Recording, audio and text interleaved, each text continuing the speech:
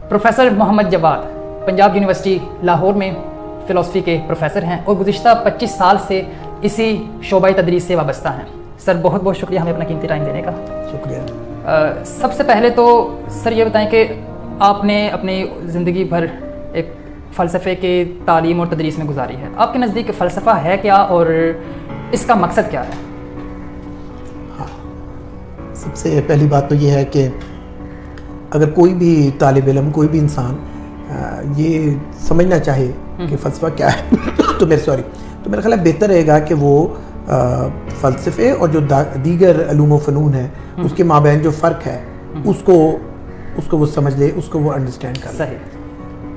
باقی جو علوم و فنون ہیں وہ بھی زندگی ہی کی بات کرتے ہیں اور زندگی کے کوئی نہ کوئی شعبہ، مگر وہ کوئی نہ کوئی شعبہ متعین کر لیتے ہیں. ٹھیک ہے نا، باٹنی کوئی کہے باٹنی تو فوراً ذہن میں آ جائے گا کہ یہ نباتات سے متعلق آ جائے گا. ایک بالکل عام آدمی کو نہیں زیادہ پڑھا لکھا ناسی پھر بھی وہ یہ سمجھے گا. زوالوجی کہیں گے تو پھر یہ جانوروں کے متعلق ان کی جو فزیکیلٹی ہے. فزکس کہیں گے تو میٹر، بالکل ایسے اس کا جو سبجیکٹ میٹر ہے وہ میٹر ہے، میٹر اینڈ انرجی. اب ہم یہ کہیں گے خاص طور پہ آئنسٹائنین تھاٹ کے بعد کہ میٹر اور مادے کی مختلف شکلیں. ٹھیک ہو گیا. فلسفے کا یہ ہوتا ہے کہ یہ بحیثیت مجموعی زندگی کو دیکھنے کی ایک کوشش ہے. یہ کئی دفعہ یہ بھی تو ہوتا ہے نا کہ آپ زندگی کے مختلف شعبوں کو پہلے متعین کرتے ہیں. ماڈرن ورلڈ میں تو یہ بہت زیادہ ہو رہا ہے. آپ پہلے ایک فیلڈ میں گئے، اس کے بعد آپ نے اس کی ایک ذیلی فیلڈ چوز کر لی. آپ نے شاید سوچا کہ میں اس میں بہت اپنی ایکسپرٹی پیدا کروں اور اس کو پھر کئی دفعہ یہ ہو گیا کہ آپ زیادہ ایکسپرٹ ہوں گے تو زیادہ کمائیں گے اور آپ نے ایجوکیشن کو بالکل ہی اپنا ایک ووکیشنل وہ بنا لیا اور ایک پروفیشن بنا لیا.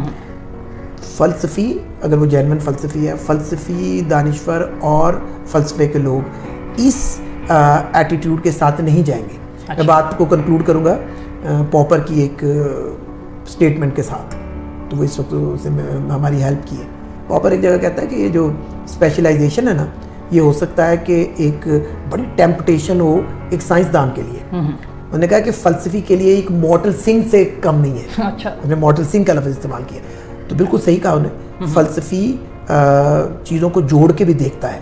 اگر ریالٹی کو ٹکڑوں میں بانٹ کے وہ ہم بھی کرتے ہیں ایٹ ٹائمس، مگر وہ جوڑ کے بھی دیکھتا ہے. اس کو بحیثیت مجموعی ایک ٹوٹیلٹی میں زندگی کیا ہے، زندگی کیا ہے اور بے معنی ہے کہ بامانی ہے اور اس کو کیسے گزارنا چاہیے. سر فلسفے اور مذہب میں فرق کیا رہ گیا اگر صرف اس کی بنیاد اس پر ہے کہ یہ زندگی کا مقصد اور اس کے معنی جاننے کا علم ہے یا ایک طریقہ ہے؟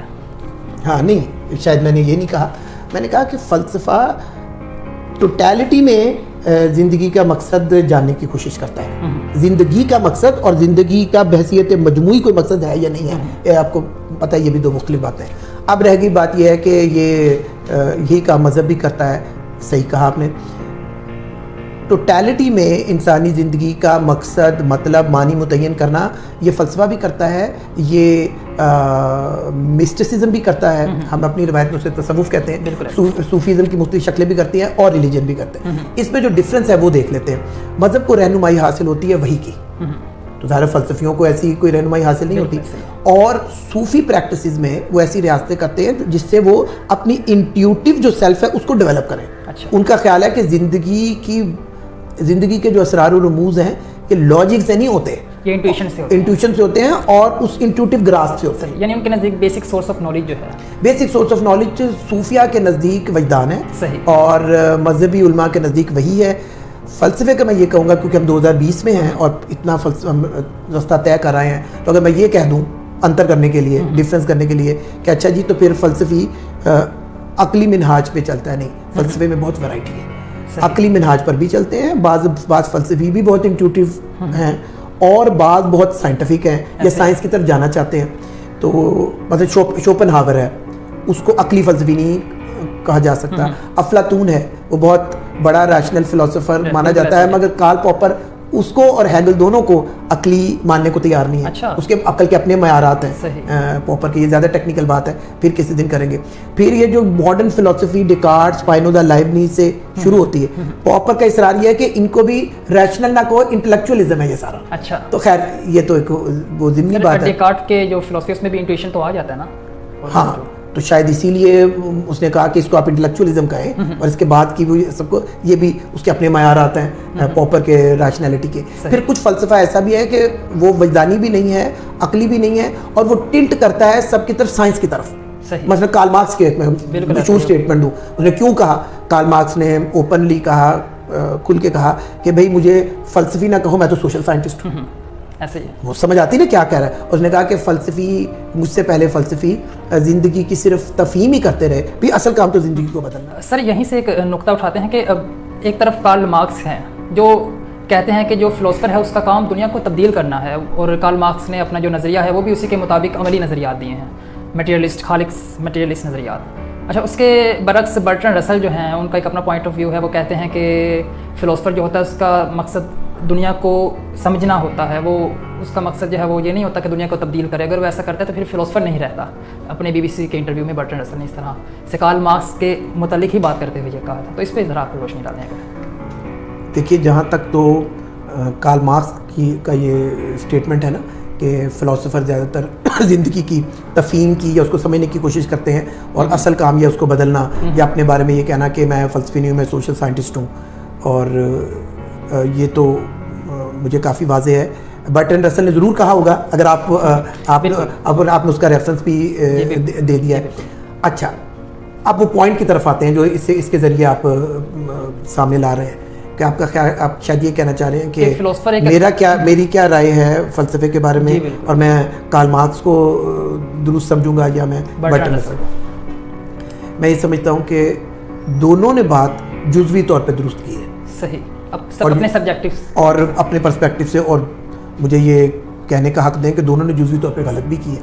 مثلا یہ ہے کہ کارل مارکس اگر یہ کہتے ہیں کہ میں سوشل سائنٹسٹ ہوں اور تفہیم کی بجائے اس کو بدلنا چاہیے, کرنا چاہیے, یا صرف تفہیم نہیں کرنی چاہیے, تو آپ بدل بھی نہیں سکتے کسی چیز کو جب تک آپ اس کو بہت اچھے طریقے سے انڈرسٹینڈ نہ کر لیں. آپ کیا تبدیلی لائیں گے؟ بالکل ایسے ہی, اب تو غلط ہو جائے گا. جب, اور اس نے ایسے کیا بھی نہیں, وہ بس ایمفیسس کر رہا تھا کسی ایک چیز کو, وہ اپنے محل کے مطابق بات وہ ٹھیک کر رہا ہے. اگر اس نے بہت اچھے طریقے سے کیپٹلزم کا اور انڈسٹریلائزیشن کا جو ہو رہی تھی, اور اس سے کیپٹل اکٹھا ہو رہا تھا, اور اس سے بقول اس کے جو ایلینیٹڈ لیبر ہو رہی تھی, اور لوگ اپنی ہی محنت اور قرض سے بیگانہ ہو رہے تھے, اس نے اس کو نہایت عمیق نظری سے اس کا مطالعہ نہ کیا ہوتا تو کبھی اس کو تبدیل کرنے کے لیے بھی وہ سوشل ڈیموکریسی اور سوشلزم میں کمیونزم اور اس طرح کے نظریات نہ دیتا. بالکل ایسے ہی.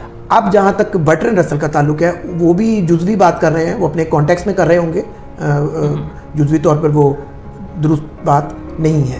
اگر آپ کسی چیز کی صرف تفہیم کرتے ہیں اور وہی کرتے چلے جاتے ہیں تو پھر تبھی تو فلسفیوں پہ یہ اعتراض ہوتا ہے کہ ہے فلسفہ زندگی سے دوری.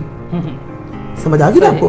تو یہ فلسفی کو اور دانشور کو غیرت مند, اور میں سوچ سمجھ کے لفظ بول رہا ہوں, فلسفی کو اور دانشور کو غیرت مند ہونا چاہیے. اس کو بکنا نہیں چاہیے, اس کو کلمہ حق کہنا چاہیے, چاہے اس کے لیے اس کو کچھ قیمت ہی کیوں نہ دینی پڑے.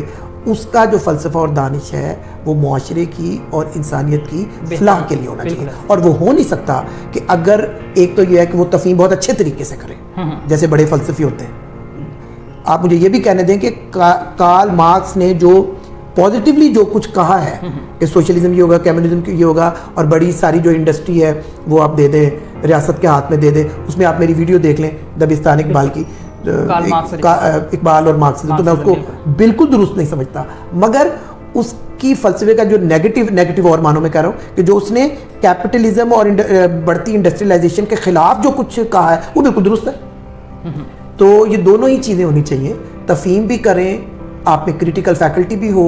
فلسفی تو ہوتا ہی وہ ہے, یا پھر اپنے آپ کو فلسفی کہلانا چھوڑ دے کہ جو کچھ چیز پڑھے یا کسی چیز کے ساتھ ڈائیلاگ کرے یا کسی کے ساتھ معاملہ کرے تو وہ پڑھنے میں بھی اور رسپونڈ کرنے میں بھی صحیح اس کی ایک ٹریننگ ہوتی ہے ہماری, اگر ہو پائے کہ وہ پرائمری بات کیا ہے, سیکنڈری کیا ہے, بہت جو فوکس کس چیز پہ کرنا چاہیے, کون سی ایسی چیز ہے کہ جس کے بغیر آپ آرگومنٹ کو آگے نہیں بڑھا سکتے, اور کون سی ایسی فروئی کی چیزیں ہیں کہ جس کو اگنور کیا جا سکتا ہے. اور پھر اگر کسی پہ کرٹیسزم کرے کسی فینومینن پر تو اتنی ہی جرات اور ایمانداری سے کرے جیسے مارکس نے کیا یہ انڈسٹریلائزیشن اور کیپٹلزم کے, اس نے تو ڈنکے کی چوٹ پہ کیپٹلزم کے خلاف وہ سارا کچھ کیا. اور پھر دوسری بات یہ ہے کہ بہرحال اس کو پھر جب آپ کی انڈرسٹینڈنگ بہت اچھی ہو تو اس کو تبدیل کرنے کی بھی کوشش کرنی چاہیے. رہ گئی رسل والی بات, تو تبدیل اگر آپ خود نہیں کر سکتے تو آپ ایسے دوستوں پیدا کر سکتے ہیں.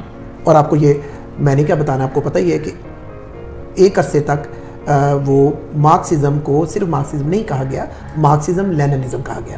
اور اس کو کیوں کہا گیا کہ ایک آدمی نظریہ دینے والا ہے اور دوسرا اس کو امپلیمنٹ کرنے والا. اس کو رشیا, اس کی اگر مجھے لگتا ہے کہ وہ غلط مثال نہیں ہوگی, پاکستان کے کانٹیکسٹ میں ہم دیکھیں گے کہ نظریہ سازی اقبال نے کی اور اسے امپلیمنٹ قاعدت میں کی. اور یہ مثال اس لیے بھی شاید ذرا سی بھی شاید غلط نہ ہو کیونکہ جناح صاحب پہ ایک ایسا بھی وقت تو آیا نا کہ وہ مایوس ہو کے ہندوستانی پولیٹکس سے کہ یہ ان کے کئی وہ تھے تو وہ چھوڑ چھاڑ کے چلے گئے تھے انگلینڈ چلے گئے, تو یہ جا کے لے کے آئے اور ان کو کنونس کیا.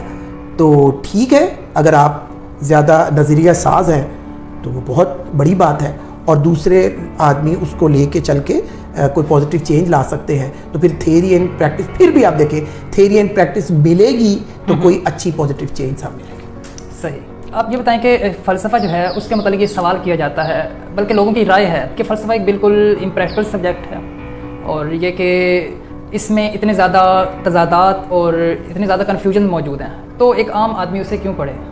اتنے امپریکٹیکل اور اتنے کنفیوژن سے بھرا ہوا یہ میدان ہے فلسفے کا, اسے ایک عام آدمی کیوں پڑھے؟ تو سوال کیا ہے آپ کا؟ یعنی آپ کہنا چاہتے ہیں کہ عام آدمی درست میرے نزدیک درست ہے کہ نہیں ہے؟ جی بالکل, اور اسے کیا جواب دیا جائے یا اس کو کیا جواب دیں؟ سب سے پہلی بات تو یہ ہے کہ فلسفے کے بارے میں یہ کہنا کہ فلسفہ امپریکٹیکل ہے, تو پھر جو بھی انسان بات کر رہا ہو اس کو اوفینڈ کیے بغیر, اسے ناراض کیے بغیر ہمیں پوچھنا چاہیے کہ پریکٹیکلی کے کیا پریکٹیکلٹی کے کیا معیارات ہیں آپ کے نزدیک. تو وہ اکثر اوقات یہ ہوتا ہے کہ فلسفے کو نگیٹ کر کے تو سائنس کو وہ لے آتے ہیں, جنرلی اسی طرح کے آرگومنٹ. یہ آرگومنٹ بالکل غلط ہے, میں نے اپنی ایک پہلی ویڈیو میں نے آپ کو بھی بھجوائی تھی وہ اسی لیے. تو اس میں غلطی یہ ہے کہ سائنس کی بھی ہر چیز پریکٹیکل نہیں ہوتی. ایسے ہی تھیوریٹیکل مضامین باقاعدہ اس کے سائنس کی اتنی مباحث ہوتی ہیں. آپ کا سبجیکٹ فزکس ہے تو آپ اچھی طریقے سے جانتے ہیں کہ فزکس کی سالڈ اسٹیٹ فزکس بھی ایک شکل ہے, ہائی انرجی فزکس بھی ایک شکل ہے, اسپیس سائنس مگر ایک تھیوریٹیکل فزکس بھی ہے. اس میں کیا سو کالڈ پریکٹیکل وہ چیز ہے. اور پاپر نے جو سائنس کے بارے میں کہا ہے, سوری میں پاپر نے جو سائنس کے بارے میں کہا ہے, اب وہ 1994 تک زندہ تھا, تو اس سے بھی ہمیں آؤٹ آف ڈیٹ نظریات اپنے سمیت میرے سائنس کے متعلق ٹھیک کر لینے چاہیے. اس نے کہا کہ سائنس کے بارے میں روایتی نقطہ نظر یہ تھا, پاپر کہہ رہا ہے کہ تجربے اور مشاہدے سے آغاز کرتی ہے, اس کے بعد وہ ایک کنجکچر بناتی ہے اور اس کو وہ کرتی ہے ٹیسٹ, ایک اصول بناتی ہے, اس کو ٹیسٹ کرتی ہے. اور یہ انہوں نے کہا ایسے بالکل نہیں ہوتا. انہوں نے کہا کہ سب سے پہلے سائنس بھی ایک مفروضہ قائم کرتی ہے, کنجکچر, اور تجربے مشاہدے سے کچھ ثابت نہیں ہو رہا تھا, اس کنجکچر کو فالسیفائی کرنے کے لیے استعمال ہوتا ہے. اچھا سمجھے ذرا, آپ تو سائنس کے اسٹوڈنٹ ہیں, آپ کو جلدی سمجھ آئے گی. اس کو اگر میں انگریزی میں کہوں تو according to Popper the boot is on the other leg. ایسے ہی آپ نے یوں کیا ہوا تو نے کہا یہ چیز ایسے. تو اس سے بھی پھر یہ مباحث حارث پرانی ہو جاتی ہیں کہ فلسفہ تو امپریکٹیکل ہے اور میں پریکٹیکل ہوں. اب کئی دفعہ لوگوں کی پریکٹیکلٹی, معذرت سے کہوں, بعض لوگوں کی پریکٹیکلٹی بائی ہک اینڈ کروک صرف پیسہ کمانے سے ہوتی ہے. آپ پریکٹیکل نہیں, آپ کرپٹ ہیں. تو یعنی اگر بائی ہک اینڈ کروک آپ نے اقتدار یا پیسہ وغیرہ کمانا ہے, جس کی بھیانک شکلیں پاکستان میں ہم نے دیکھی, اور پھر آپ کہہ رہے ہیں کہ میں پریکٹیکل ہوں, you are not practical, you are corrupt. تو اس کو ماننے کی ضرورت ہے. تو ایک تو وہ فرق ہے. دوسری بات یہ ہے کہ تھیری, علمی دنیا میں تھیری اور پریکٹس ساتھ ساتھ چلتی ہے, سائنس میں بھی, سوشل سائنس میں بھی اور فلسفے میں. تو وہ پرانے نظریات ہیں جنرلی پاکستانی اسٹوڈنٹس کے. آپ نے ترجمانی بالکل ٹھیک کی ہے, ترجمانی بالکل ٹھیک کی ہے, اور بات ان کی بالکل غلط ہے, اور یہ چینج ہوا ہے. میں نے خاص طور پر ضرورت محسوس کی تو پاپر کا بھی حوالہ تھا. صحیح. سر اب ہم کچھ بات کریں گے فلسفی کی بنیادی برانچز کے اوپر. فلسفے کی بنیادی شاخیں کون سی ہیں اور ان کا ذرا مختصر تعارف کرا دیں. ضرور. جیسے میں نے کہا کہ زندگی کی ٹوٹیلٹی کو دیکھنے کی ایک کوشش ہے فلسفہ, اور اس میں مجموعی طور پر دیکھتا ہے کہ اس کی کیا معنویت ہے, مگر ہم فلسفے کو تین یا چار یا شاید 5 ابھی دیکھ لیتے ہیں بنیادی کیٹیگریز میں بانٹ بھی سکتے ہیں, اور یہ سب کرتے ہیں انٹرنیشنلی. ایک فلسفے کی برانچ ہے میٹا فزکس. ہم اس میں ان نظریات کو دیکھتے ہیں جس کو بیونڈ دس فزیکل ورلڈ مانا جاتا ہے, جیسے بیونڈ پرسیپشن بھی. جب فزیکل ورلڈ ہوگی, فزیکل ورلڈ سے بیونڈ ہوگا تو بیونڈ پرسیپشن بھی ہوگا. آپ نے بالکل صحیح کہا. تو وہ جیسے concept of God, concept of world hereafter, concept of soul, تو اس طرح کی بات. ایک اور برانچ ہے ایتھکس. سر ان معنوں میں یہ جو میتھمیٹیکل کنسیپٹس ہیں, کیا انہیں بھی میٹا فزکس کا نہیں, اس پہ تو کسی دن پھر آپ تشریف لائیں تو فلسفی آف میتھ, کیونکہ ابھی ہم اس کو اتنا بھاری نہیں کریں گے کہ آپ ریکارڈ کر کے جب لوگوں کو دیں تو ان کے لیے مشکل ہوگا. ابھی میں نے باوجود آپ سے کہا کہ کارل پاپر پہ پھر ڈسکس کر انشاءاللہ کریں گے. ٹھیک ہو. اب آپ کا جو سوال ہے یہ اصل میں ریلیٹڈ ہے فلسفی آف میتھمیٹکس سے. اس پہ مجھے انٹرسٹ ہے, میں نے تھوڑا سا کام کیا ہوا ہے, تو میں چند چیزیں آپ کے سامنے رکھوں گا پھر کبھی. تو ابھی ہاں, تو ایک تو ہو گیا میٹافزکس. دوسری بڑی برانچ ہے ethics, the branch of philosophy which deals with morality, moral issues ہوتے. دوسری ویسے مجھے کہنا چاہیے تھا epistemology, the branch of philosophy which deals with knowledge, sources of knowledge and their validity. تیسری ہوگی ایتھکس, اور چوتھی ایستھیٹکس, کہ جس میں آپ بیوٹی کو دیکھتے ہیں. آپ فوری طور پر کوگنیشن کو بھی نہیں دیکھتے, اس کے مورل اسپیکٹ کو بھی نہیں شاید دیکھتے, اور اس کے باوجود حسن کی طرف انسان کی جو شدید لپک ہے, جو اس سے شاعری جس سے برآمد ہوتی ہے, اداکاری ہوتی ہے, پینٹنگ ہوتا ہے, میوزک ہوتا ہے, اور اس کو بھی ڈسکس کرتی. تو اس طرح یہ 4-5 کیٹیگری ہے. 4 میٹا فزکس, ہاں مجھے بس 1 2 3 کا شوق نہیں ہے, تو meta physics, ایپسٹمولوجی, ethics and aesthetics, تو اس طرح بھی ہم سمجھ سکتے ہیں. ٹھیک. سر اب ہم اگر فلسفے کی تاریخ کو دیکھیں تو انسان کی ریکارڈڈ ہسٹری میں فلسفے کی نمود, فلسفے کی ابتدا کب ہوتی ہے اور کہاں سے ہوتی ہے؟ مجھے لگتا ہے کہ فلسفے کی ابتدا انسانی تہذیب کی ابتدا ہی سے ہو گئی ہوگی. تو جب میں یہ کہتا ہوں کہ انسانی تہذیب, تو آپ کو معلوم ہے, میں صرف دہرا دوں کہ قدیم ترین جو تہذیبیں ہیں اس میں ایک ہندو تہذیب ہے, تو جس سے ہم بھی ایوالو ہوئے ہیں اپنا. یہ اب آپ دیکھیں نا کہ اب لاہور میں بیٹھے ہیں, تو آپ گاڑی لے کے نکلیں تو کچھ اس پہ وہ ہڑپا شروع ہو جاتا ہے. بالکل ایسا. یہ بہت بڑی مثال ہے کہ یہ شہر, یہ علاقہ بہت قدیم ترین علاقہ ہے. وہاں آپ جائیں تو وہ 5000 سال تو ریکارڈڈ ہے. تو پہلے ہندی تہذیب کو دیکھ لیں, جو ہم بھی ان کے ساتھ اپنا ورثہ شیئر کرتے ہیں. یورپی, کیونکہ اس کے بارے میں پچھلے دنوں کچھ پڑھا ہے میں نے, تو اس لیے ذرا یاد ہے مجھے. یورپی تحقیق کے مطابق یہ 5000 سال پرانی تحقیق ہے. خود ہندو مفکرین کہتے ہیں اس سے بھی کہیں زیادہ پرانی. اور اس کے ساتھ ساتھ جو رہی ہیں ایجپشین, چائنیز, میسوپوٹیمیم, یہ ساتھ ساتھ رہی. تو یہ نہیں ہے کہ وہاں پر ہاں فلسفے کی ابتدائی شکلیں تھیں. اگر WT اسٹیٹس کے مطابق کہوں تو وہ یہ تھا کہ یہ وہ تہذیبیں تھیں جو فلسافیکل کویسچنس کو ڈسکس کرتی تھیں, وضاحت کرتی تھیں with the help of gods and goddesses. یہ میں نے مستعار لیا لفظ WT اسٹیٹس کا, ٹھیک ہے. اور وہ چونکہ خود یورپین ہے تو پھر وہ بہت فخر سے کہتا ہے کہ مگر جو یورپین تہذیب 2500 سال پرانی, اس سے بہت کم عمر ہے جو ہم ہندو تہذیب کی بات کریں. اور 2500 سال پرانی ہی بدھ تہذیب ہے, گندھارا جو کہلاتی ہے, ایسے ہی میرے علم کے مطابق. تو اسٹیٹس جہاں پر یہ کہتا ہے کہ وہ دیکھیے وہ فلسافیکل کویسچن تھے, مگر with the help of gods and goddesses تھے, میتھولوجیکل ریلیجن ساتھ ساتھ چلتے تھے, اور انہی کے تھرو ہوتا تھا. تو یہ ہماری جو گریک سویلائزیشن ہے یہ واحد ایسی ہے کہ جس نے without the help of gods and goddesses کائنات کی گتھیاں سلجھانے کی کوشش کی. اور اسی لیے تھیلیز بڑا آدمی ہے, بڑا فلسفی ہے, اور یورپین جو فلسفے کا تو ایک فاؤنڈر اور فادر ہے.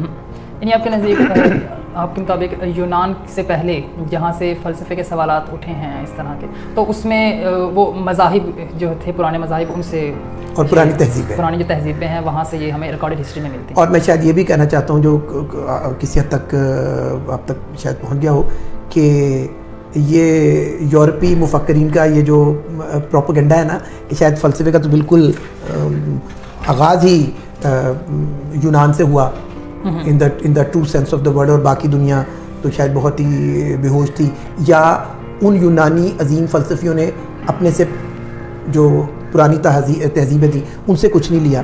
یہ ایک صرف یورپین احساس برتری ہے. صحیح. ایسا نہیں ہے. اس میں میں کچھ کام بھی کرنا چاہتا ہوں، اور ہسٹری تاریخ کے فلسفے کو دیکھنے کا یہ طریقہ مجھے غلط لگتا ہے. ٹھیک. آسمان سے تھیلیز نہیں اتر آئے تھے، آسمان سے وہ نہیں، ایسے ہی ہے. انہوں نے بھی بہت کچھ لیا ہے، بالکل. مگر بہرحال ہر قوم کا ایک احساس برتری بھی تو ہوتا ہے. ہسٹری آف فلاسفی کی بات ہے تو روایتی طور پر ہم نے یونان کا جو فلسفہ ہے اسے تو دیکھنا ہی ہے. تو آپ پری سوکریٹک جو فلاسفرز ہیں ان کے بارے میں اگر بیسک انٹروڈکشن ہمیں کرا دیں. اچھا، یہ یونان کے فلسفے کو یورپین نہیں، کیونکہ یورپین اپنی تہذیب کو ٹیکنیکلی گریکو رومن سویلائزیشن کہتے ہیں نا، یہ درست ہے. بالکل. اور اس میں سے انہوں نے پھر رینیسانس میں ان کو دوبارہ دیکھا. پہلے وہ کافی حد تک چھوڑ گئے تھے، اور اس میں انہوں نے مسلمانوں کی کتابوں سے بھی مدد لی، عربی بھی پڑھی. یہ تو خیر ایک تاریخی چیز وہ، اور میں ان سے ایگری کرتا ہوں. وہ سارے مفکرین 3 ادوار میں تقسیم کرتے ہیں یونانی فلسفے کو. صحیح. ایک پری سوکریٹک، جس کا پھر اس کے بعد وہ سمجھتے ہیں کہ یہ ہمارا جو بہت میچور زمانہ تھا وہ سوکریٹیز، پلیٹو اور ایرسٹوٹل. اور ایرسٹوٹل کے بعد وہ اپنے اس کو ایک دور زوال سمجھتے ہیں، جو میں نہیں سمجھتا. خیر میرے اس وقت مجھے چھوڑیں. اور اس کو پری سوکریٹک جو دور ہے، یہ آپ نے کہا کہ اس کے بارے میں بتاؤں، ایک ہی لفظ کافی ہوگا، میں کچھ ٹائم بھی آپ کا بچانا چاہتا ہوں. یہ کاسمولوجیکل تھا. زیادہ کنسرن یہ تھا کہ کائنات کہاں سے آئی ہے، یہ کہاں ختم ہوگی، اور اس کا بنیادی عنصر کیا ہے، الٹیمیٹ ریالٹی کیا ہے. کسی نے کہا پانی ہے، کسی نے کہا آگ ہے، کسی نے کہا ہوا ہے، کسی نے کہا کہ 4 عناصر ہیں جس سے بنی ہے، آگ، پانی، مٹی، ہوا. اس کے بعد یہ جو سوکریٹیز نے توجہ بدلی، ان کا خیال ہے کہ دنیا کی، اور اس نے کہا کہ انسان اپنے آپ پر، اپنے نفس پر تو توجہ دے. یہ تو بہت ہو گیا، پانی سے بنی ہے، پانی میں غرق ہوگی، یہ ہوگا کائنات. اور کاسمولوجیکل تھا اس کا، اونٹولوجیکل تھا، میٹافزکس بھی تھا. میٹافزکس میں چونکہ کئی اور چیزیں ہیں تو میٹافزکس ہی نہیں کہہ سکتے، وہ ہو گیا. تو اس نے اس چیز کو پھر آگے افلاطون اور مگر ایرسٹوٹل کے بارے میں تو یہ نہیں کہہ سکتے، اس نے صرف انسان پہ بات کی. وہ تو چرند پرند، اور وہ تو بایولوجی کا ملٹی ڈائمینشنل آدمی تھا. فلسفی وہ اتنا بڑا نہیں ہے جتنا استاد جی تھے اس کے افلاطون، مگر وہ بابا علوم ہے. اس کے بعد تیسرا دور یہ اس کو مانتے ہیں جس میں آتے ہیں اسکیپٹکس، سینکس، ایپیکیورین، نیو پلیٹونزم. تو پتہ نہیں یہ ظالم اس کو دور زوال کس طرح سمجھتے ہیں. یہ فلسفے مجھے بہت پسند ہیں، اور یہ ہمارے ہندوستانی فلسفیوں سے بڑے ملتے جلتے ہیں. اچھا. ہاں، یہ یونان کا جو تیسرا دور ہے، اس میں اب فلسفہ صرف نئے نظریات بنانے کا نام نہیں تھا، ایک وے آف لائف تھا کہ اس کے ساتھ زندگی گزار کے دکھائیں. آپ سمجھ گئے ہوں گے کہ مجھے اس میں کیا انٹرسٹ ہے. بالکل. تو ان کی جو کیٹیگری کو تو میں مانتا ہوں. آپ نے پری سوکریٹک پوچھا تو میں نے ذرا زیادہ بتا دیا.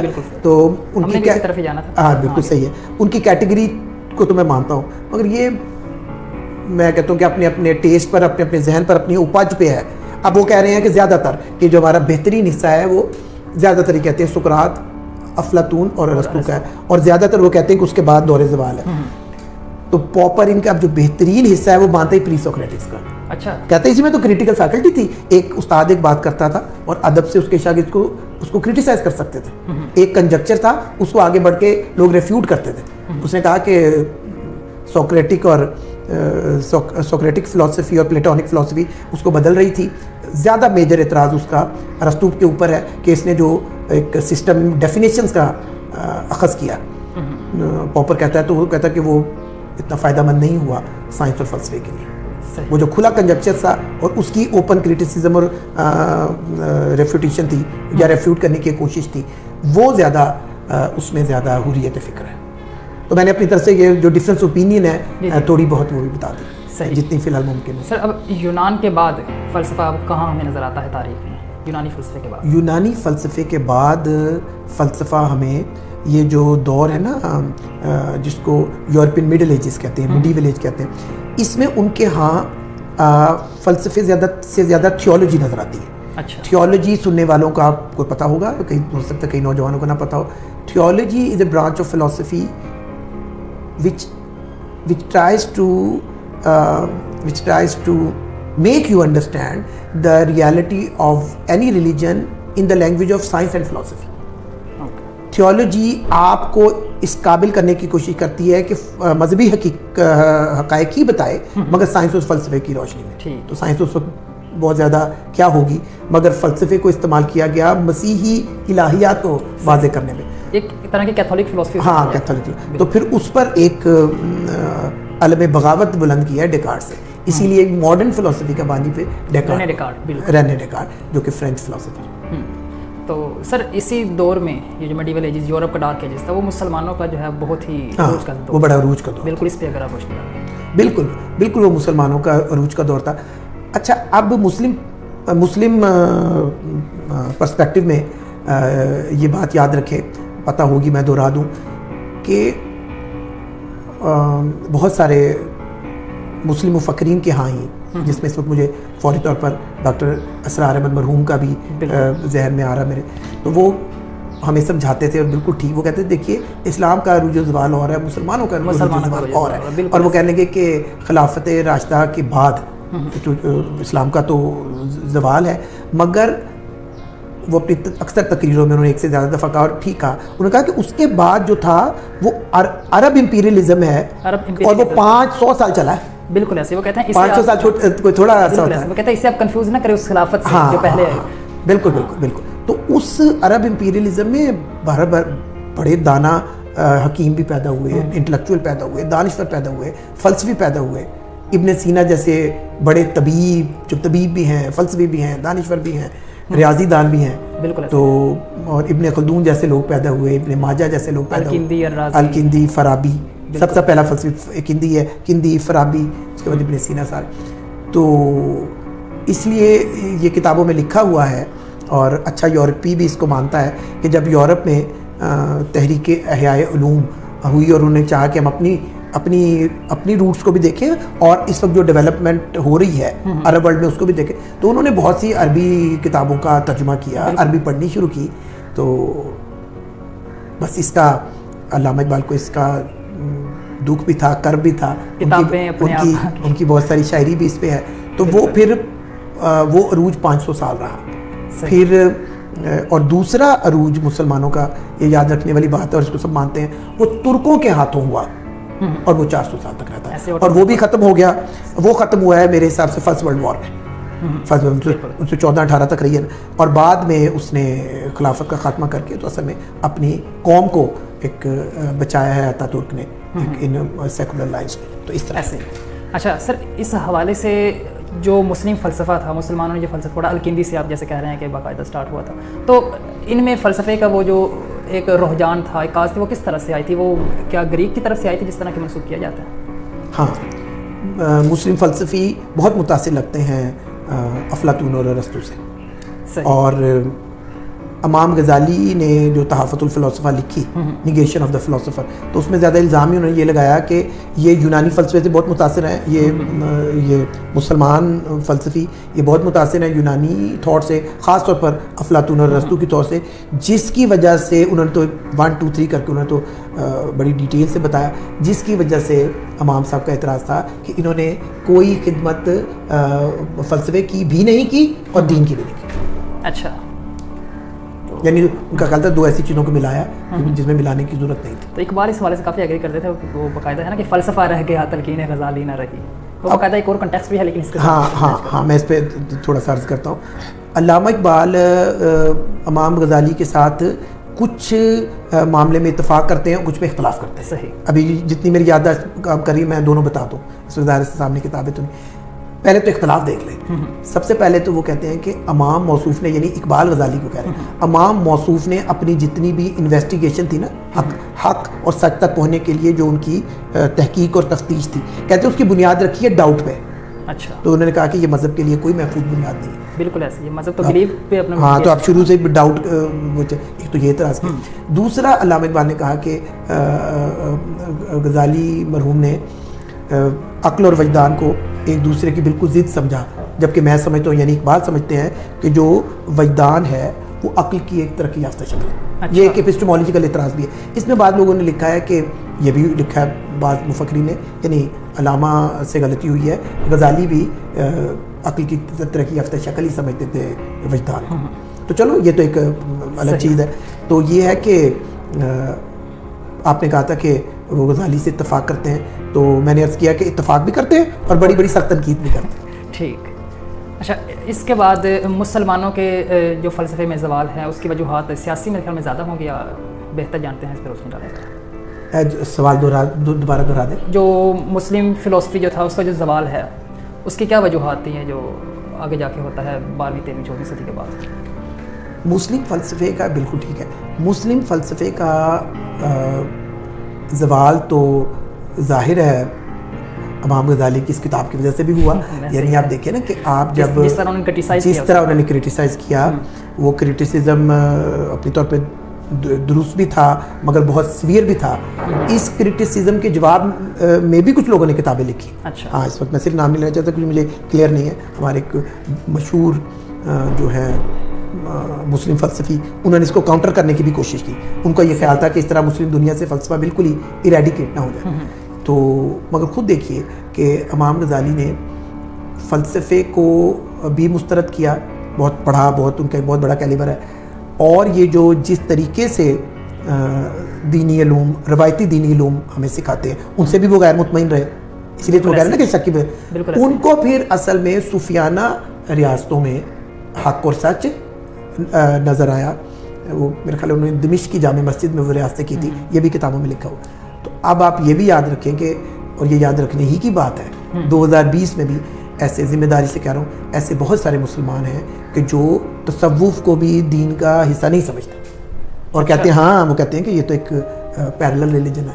تو امام غزالی سے بھی اس پہ کسی کی نیت پہ شک نہ کریں، اپنا اپنا پوائنٹ آف ویو ہے. امام غزالی سے بھی تمام مسلمان اس وقت بھی سارے کے سارے اتفاق نہیں کرتے. تو آج بھی پاکستان کے بڑے ہی معتبر مسلم اسکالر ہیں جاوید احمد غامدی صاحب، اور ان کا میرے لیے تو ایک استاد کی حیثیت رکھتے ہیں. اور پھر ان کے جو اساتذہ ہیں جیسے اصلاحی صاحب ہیں، اور پھر ان کے استاد فراحی صاحب ہیں، دبستانی شبلی بھی شاید ان کو کہتے ہیں. تو یہ میں شبلی نعمانی صاحب کا نہیں کہہ سکتا ہے، کوئی بات غلط یعنی بغیر تحقیق کے منہ سے نہ نکل جائے. مگر باقی یہ جو میں نے علماء کے نام لیے، یہ سبھی تصوف کو دین کا بالکل حصہ نہیں سمجھتے اور پیرلل ریلیجن ہی کہتے ہیں. اچھا، آپ اتنا پیچھے کیوں چلے گئے؟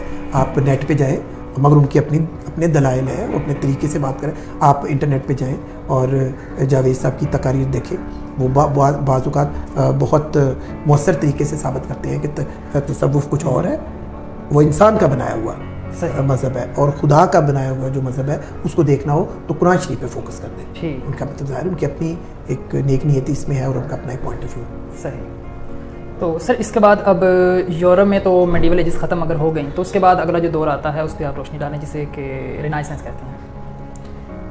ہاں، اس میں اس سے تو ہم کافی حد تک نکل آئے میرا خیال ہے. اب ہمیں ماڈرن فلسفی کی طرف، ڈیکارٹ سے بعد میں جو کچھ ہوا اس کی طرف نہیں آ جانا چاہیے. میں اس لیے کہہ رہا تھا کہ یہ حسب توفیق کافی بات ہو گئی کہ وہ ڈارک ایجز یورپین کے لیے ہے، مسلمانوں کے وہ بہت عروج کا زمانہ ہے. اچھا ہاں، اس میں ایک چیز ایڈ کر دوں، شاید اسی لیے آپ نے پھر اس کو دہرایا کہ عربوں کے اس میں دور اقتدار میں خاص طور پر بنو عباس جو ہیں، ان کا علم و تحقیق کی طرف رجحان بہت زیادہ رہا ہے. ترکوں کا مزاج اتنا فلسفیانہ نہیں تھا. صحیح. یہ زیادہ عسکری قسم کے لوگ تھے. ہاں، منگولوں سے آئے تھے تو ہاں، اور وہ رہے پھر 400 سال تک اس طرح بھی رہا. تو تلوار کی طاقت سے بڑی طاقت قلم کی طاقت ہے، میں دل سے مانتا ہوں اس مان کو. اور آپ کا جو آرگومنٹ ہے، آپ کا جو فلسفی ہے، آپ کی جو دانش ہے، تو وہ اس طرح نہیں تھی. پہلے دورے وہ بات ہو گئی، پہلا جو مسلمانوں کا دور عروج تھا اس میں جو ساتھ ساتھ علم، تحقیق، بات چیت، تو وہ پھر اس میں دوسرے اس میں نہیں تھا. تو یہ بھی وجہ بنی بات. آپ ایک فلسفے ہی سے کیا، بدقسمتی سے اب تو مسلم ورلڈ تقریباً ہر شعبے میں بہت پیچھے جا چکی ہے. ایسے ہی ہے. تو سر اس کے بعد انہوں نے اپنے آپ کو سنبھالا ہے پھر دوبارہ ماڈرن فلسفی میں ڈیکارٹ سے آنورڈ. رینے ڈیکارٹ کا سارا مسئلہ یہ تھا کہ فلسفے کی جو آزاد اسپرٹ ہے نا، اس کو میں ریوائیو کروں اور مسیحی اخلاقی الہیات کے اس میں سے نکالوں. بالکل اس میں وہ کامیاب رہا. بالکل ایسے ہے، اس کی ریشنل بیسس رکھوں. ہاں بالکل بالکل. تو کم سے کم اس کے نزدیک ریشنل بیسس تھی. یہ بات پہلے ہو گئی ہے کہ کوئی اس کو انٹلیکچوئلزم کہہ رہا ہے, کوئی کچھ کہہ رہا ہے, کوئی کچھ. صحیح. تو ان کے علاوہ پھر ان میں ایمپیریسسٹ فلاسفرز بھی آ جاتے ہیں. امپیریسزم کا آغاز جان لاک سے ہوتا ہے. صحیح. اور اس کی اسٹیٹمنٹ سے ہوتا ہے کہ man is born blind like tabula rasa. انسان خالی سلیٹ کی مانند پیدا ہوتا ہے, اور یہ انیٹ آئیڈیا تو ہوتا ہی نہیں. تو یہ انیٹ آئیڈیاز کو کون مانتا تھا؟ جس کو ہم ریشنل اسکول کہتے ہیں. بالکل ایسے ہی. اس نے کہا نہیں, اندر کچھ نہیں ہوتا, جو کچھ سیکھتے ہیں باہر سے سیکھتے ہیں, انوائرمنٹل ہے, وہابی نہیں ہے. علم وہابی نہیں ہے, اکتسابی ہے. ہاں, اور انٹرنل یا انیٹ نہیں ہے, اب باہر سے سیکھتے ہیں, سینس پرسیپشن سے سیکھتے ہیں, وہ سارا انوائرمنٹل ہوتا ہے. اس سے وہ بات بہت بدل گئی. پھر اس کو لے کے چلا لاک کی بات کو بارکلے, اور اس کو اور لے کے آگے بڑھا ڈیوڈ ہیوم. بالکل ایسے ہی ہے. تو ان میں بیسک جو ریشنلسٹ تھے اور ایمپیریسسٹ میں بیسک جو یہ ان کا سارا ڈفرینس ایپسٹیمولوجیکل ہے. بالکل صحیح آپ نے کہا. یہ بنیادی طور پر علمیاتی اختلاف ہے. ٹھیک ہو گیا.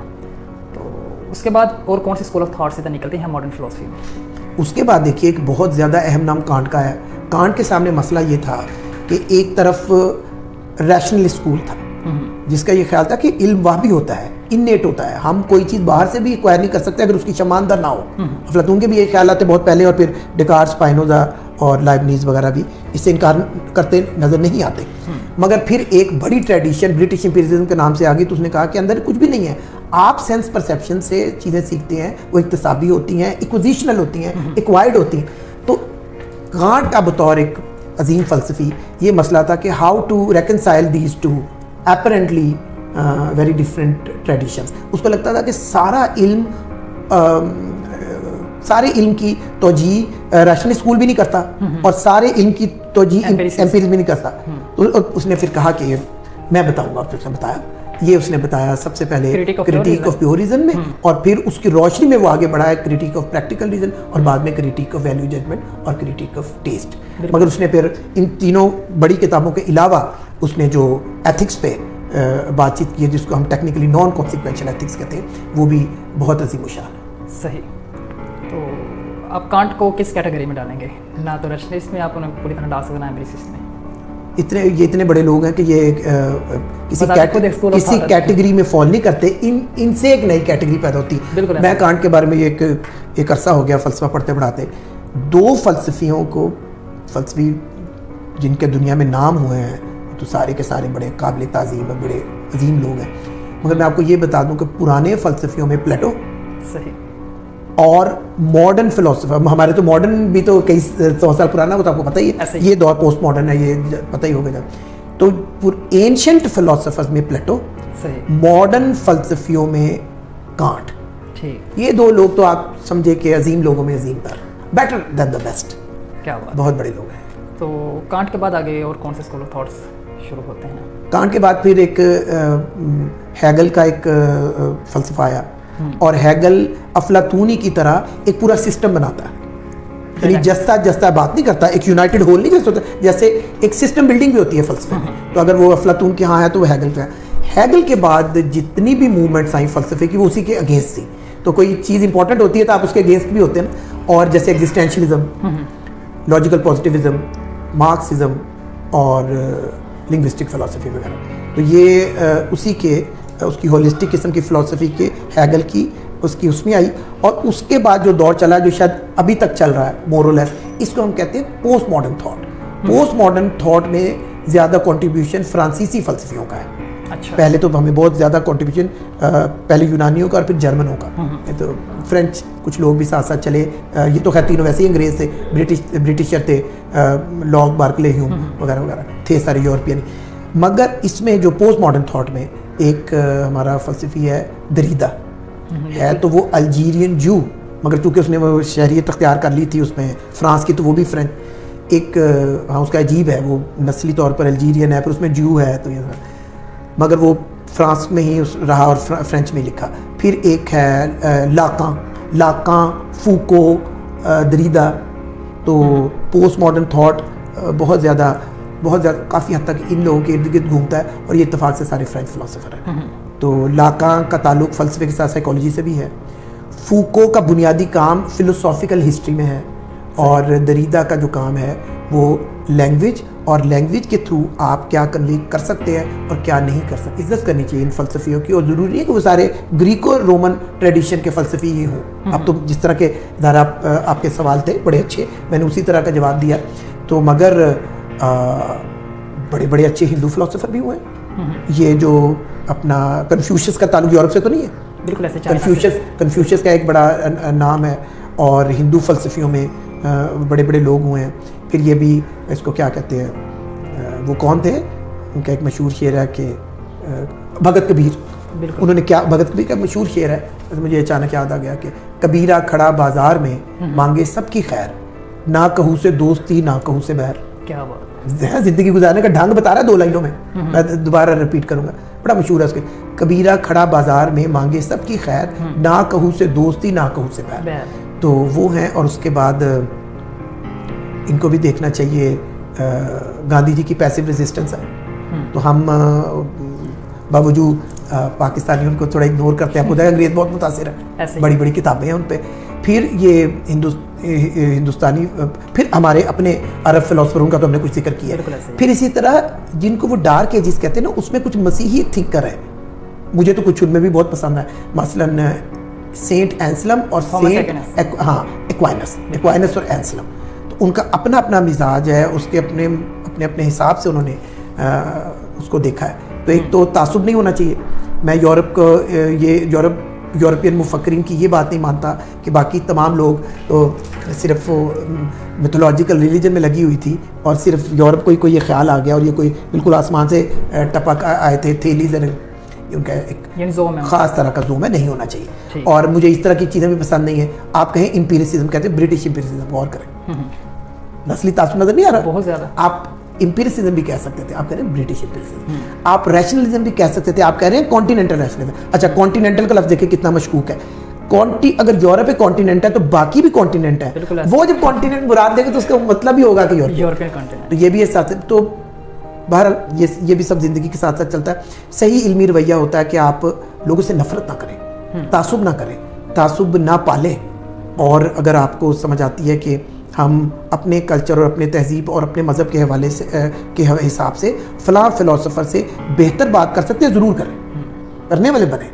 وہ آپ لکھ کے دیں یا ریکارڈ کریں, مگر یہ ہے کہ لاجک کے ساتھ, شعور کے ساتھ, اور جہاں موقع ملے ڈسکشن کے ساتھ اور انٹریکشن کے ساتھ. اور میرا یہ بھی پیغام ہے کہ فلسفہ ہو چاہے کوئی بھی subject who, not only philosophy, یہ ہسٹری ہے, جیسے سوشولوجی ہے, جیسے پولیٹیکل سائنس ہے, اور جو کمپیریٹیو ریلیجن, ان سب کو بھی ڈسکشن کے ذریعے اور انٹریکشن کے ذریعے پڑھنا اور پڑھانا چاہیے. فلسفی کا آپ کو اسکوپ کیا نظر آتا ہے آج, اور فلسفی کا آپ کو فیوچر کیا نظر آتا ہے؟ اسٹیفن ہاکنگ تو یہاں تک کہتے ہیں کہ فلسفی از ڈیڈ. ظاہر ہے وہ ایک فزسسٹ تھے, پتہ نہیں وہ اپنے حوالے سے بات کر رہے تھے. تو فلسفی کا آپ کو اسکوپ کیا نظر آتا ہے اور اس کا فیوچر کیا ہے؟ دیکھیے, آپ کے سوال میں نا 2 کی ورڈز ہیں, اس پہ غور کیے بغیر اس کا کوئی میننگ فل جواب دیا ہی نہیں جا سکتا. ایک فلسفی, تو وہ ہم اسٹیفن ہاکنگ سے بھی پوچھ سکتے ہیں اور اس کی اسٹیٹمنٹ کو تھورو دے سکتے ہیں کہ فلسفے کو اس طرح رد کرتے ہوئے کس کانٹیکس میں, کس محل میں اس نے کہا. جیسے یہ ہے نا مثلا کہ ہے فلسفہ زندگی سے دوری, تو وہ ایک خاص کانٹیکس, تو اس میں وہ چیزیں اس طرح رد ہوتی نہیں, اور سویپنگ اسٹیٹمنٹ تو دینا کوئی علمی کام ہی نہیں ہوتا. دوسرا یہ ہے کہ اسکوپ. دیکھیں, اسکوپ سے مراد اگر جابز اپرچونٹی ہیں, اور اس سے وہ بھی خیر امپورٹنٹ چیز ہوتی ہے. اگر اسکوپ سے مراد, اسکوپ آف فلسفی پاکستان سے مراد یہ ہے کہ بھئی فلسفے میں ایم اے کرو گے یا ایم فل کرو گے یا پی ایچ ڈی کرو گے تو کہ بھوکے تو ہی مر جاؤ گے, جاب کیا کرو گے, بیوی بچوں کو کیا کھلاؤ گے, تو وہ تو بس اب رہنے دیں. اب ہر چیز ہی کا اسکوپ ایسے ایسے ختم ہوتا جا رہا ہے. ایسی اب تو حارث وہ آدمی چلے گا, آپ نوجوان ہیں اور ذہین ہیں, آپ بھی یہ یاد رکھیں, اپنے دوستوں میں بھی یہ بات پھیلائیں.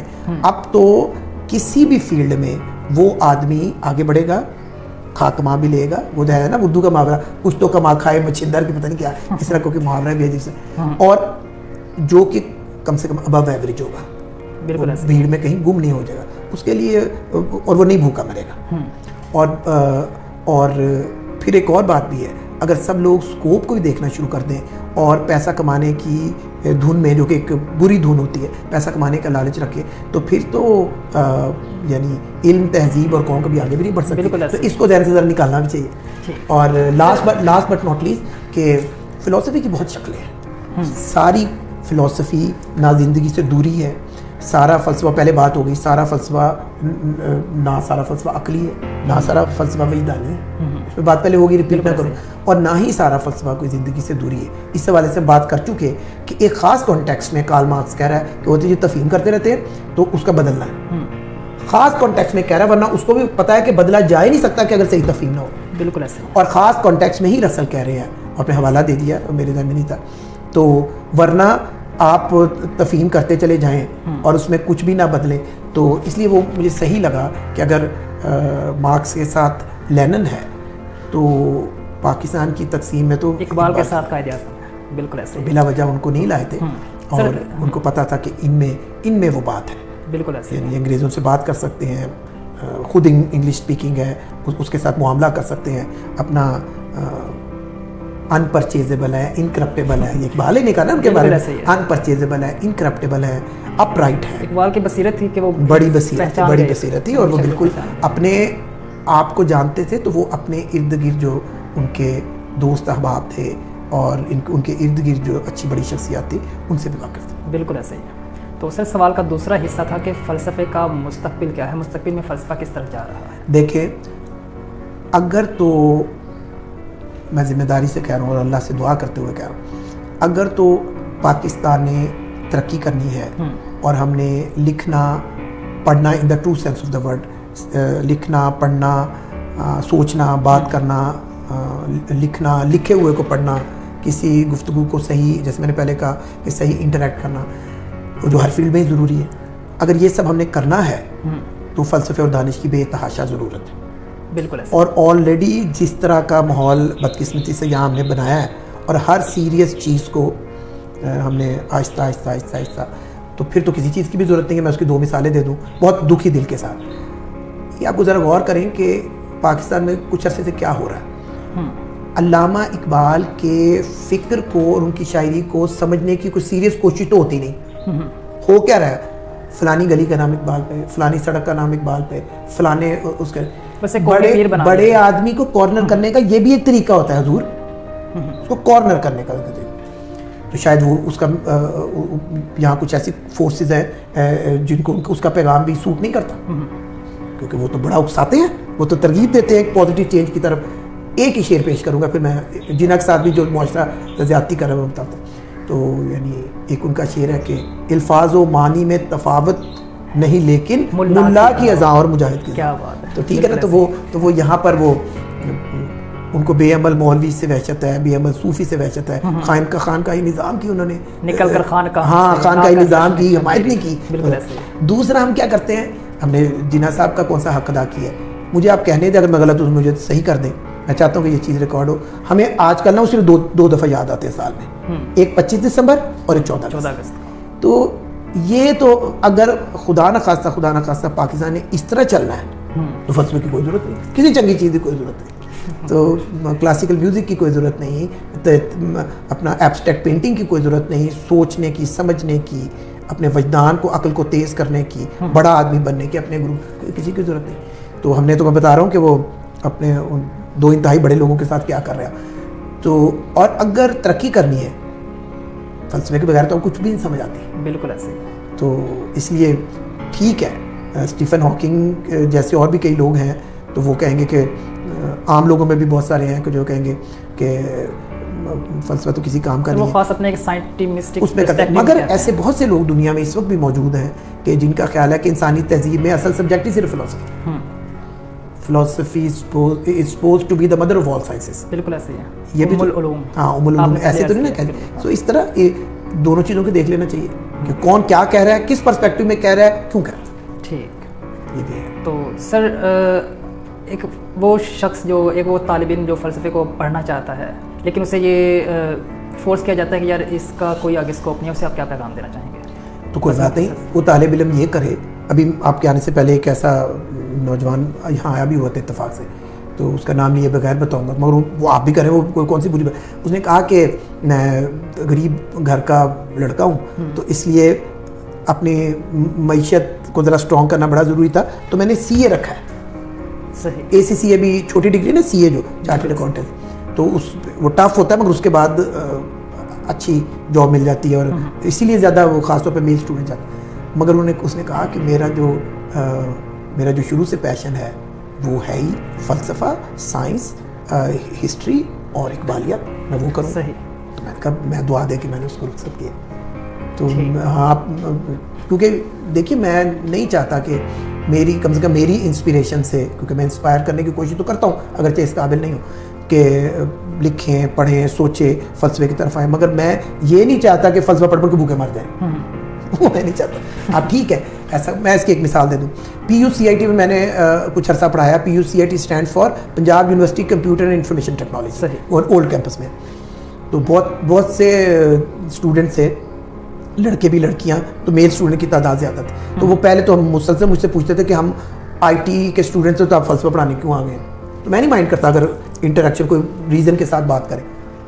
تو پھر ایک وقت ایسا ہے، 5 کلاسیں تھیں میرے پاس، تو ایک وقت آیا تو بہت سارے اسٹوڈنٹس کہنے لگے کہ ہم یہ کمپیوٹر سائنس چھوڑ رہے ہیں، ہمیں فلسفہ کرا دو. اچھا. تو میں نے کہا کہ تم کمپیوٹر سائنس چھوڑ تو رہے ہو، مگر پھر یہ دیکھنا کہ بعد میں روزی روٹی کا مسئلہ پڑ گیا تو تم اور تمہارے سارے جو پیرنٹس ہیں میرے پاس ہی نہ آگے نہ شکایت لیں. صحیح ہے. تو انسان کو اس حد تک تو پریکٹیکل ضرور ہونا چاہیے. وہ اسٹوڈنٹس جو اپنے معاشی حالات کی وجہ سے یا دوسرے عناصر کی وجہ سے فلسفہ تو نہیں پڑھ پاتے. ظاہر بات ہے کہ یہاں پہ ساری یونیورسٹی پاکستان میں پڑھاتے نہیں ہیں فلسفہ، لیکن وہ اپنے دوسرے تعلیم کے ساتھ فلسفہ پڑھنا چاہتا ہے، ایک اب یوں سمجھ لیں ہابی کے طور پر، یا یوں سمجھ لیں کہ اپنے طور پر تو اس کو آپ کیا پیغام دینا چاہیں گے؟ اسے آپ کیا ریکمینڈ کرنا چاہیں گے کس طرح پڑھا جائے؟ بالکل ٹھیک ہے، بالکل صحیح ہے.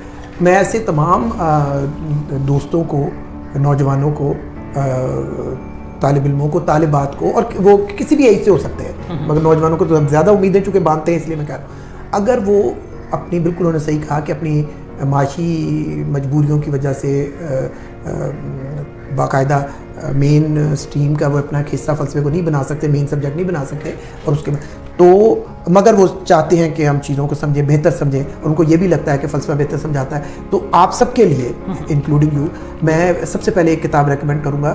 آپ فلسفہ پڑھنا شروع کریں گریک فلسفی سے، اور ایک کتاب ہے W.T. اسٹیز کی the critical history of Greek فلسفی. The critical history of Greek فلسفی. ویسے تھیلی کی بھی ایک کتاب ہے، رائٹ کی بھی ایک کتاب ہے، برٹرن رسل کی بھی کتاب ہے، ولیم ڈوران کی کتاب ہے. مجھے ان سب سے یہ بہتر لگتی ہے. چلے چونکہ میری ریکمنڈیشن یہ زیادہ ماڈرن ہے ان سے نہیں، یہ بات نہیں ہے.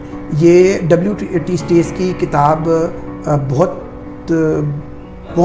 نیچرل انداز میں لکھی ہوئی ہے، بہت فطری ہے، بہت فلو میں ہے، بہت انٹرسٹنگ ہے، اور بار بار پڑھنے والی کتاب ہے. اس سے فلسفہ بھی آ جاتا ہے، اس سے انگریزی لکھنی بھی آ جاتی ہے. تو میں اپنی بات کو یہاں یہ کنکلوڈ کروں گا کہ جتنے بھی لوگ اس وقت یہ ویڈیو دیکھ رہے ہیں اور دیکھیں گے بعد میں بھی، تو ان کے لیے ہمارا پیغام ہے، آپ کا بھی اور شاید میرا بھی، کہ کسی بھی طرح فلسفے کو انڈر اسٹیمیٹ نہ کریں. اگر میں ذمہ داری سے کہہ رہا ہوں، اگر پاکستانی معاشرے نے آگے بڑھنا ہے اور پاکستان نے ترقی کرنی ہے، ہم نے لوگوں کو یہ سکھانا ہے کہ صرف جذباتی نعروں سے کچھ نہیں ہوتا. اگر ہم نے انہیں واقعی بتانا ہے کہ قلم کی طاقت توپ اور تلوار سے زیادہ ہوتی ہے، اور فکر اور دانش کتنی بڑی چیز ہے.